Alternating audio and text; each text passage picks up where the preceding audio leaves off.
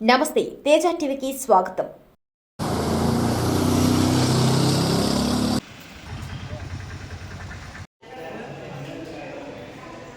ఎజెండాలోని మొదటి అంశము వెంకటగిరి గ్రామ శక్తి స్వరూపిణి చెరువు దగ్గర శ్మశాన వాటికి పోటుకు దారి మరియు అక్కడి పొలాలకు పోటుకు దారి గుంతలు మరియు కాలువలతో ఉన్నందున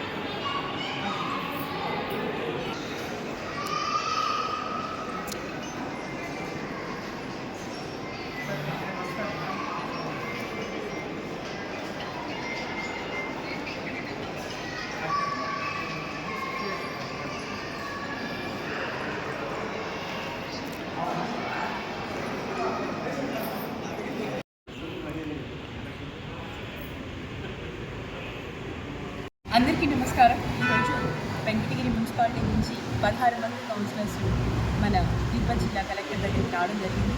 తిరుపతిలో అవిశ్వాస తీర్మానాన్ని మన కలెక్టర్కి ఇవ్వడం జరిగింది.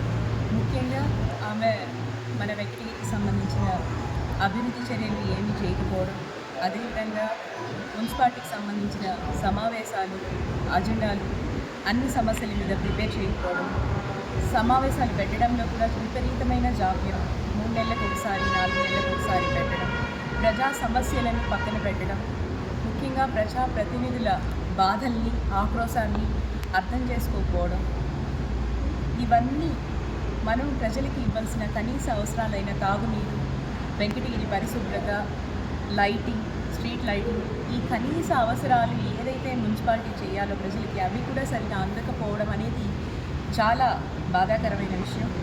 ఈ 4 సంవత్సరాలు మొత్తం కౌన్సిలర్స్ అందరూ ఆవేదనతో ప్రజల చేత ఎన్నుకోబడి ఏ విధమైన అభివృద్ధి, ప్రజలకు ఏ విధమైన సహకారం కూడా అందించలేదని బాధపడుతూ ఈ సంవత్సరం రోజులన్నా మేము కౌన్సిలర్స్, మేము ప్రజాప్రతినిధులుగా ప్రజలకు సేవ చేయాలనే ఉద్దేశంతో ఆవిడ్ని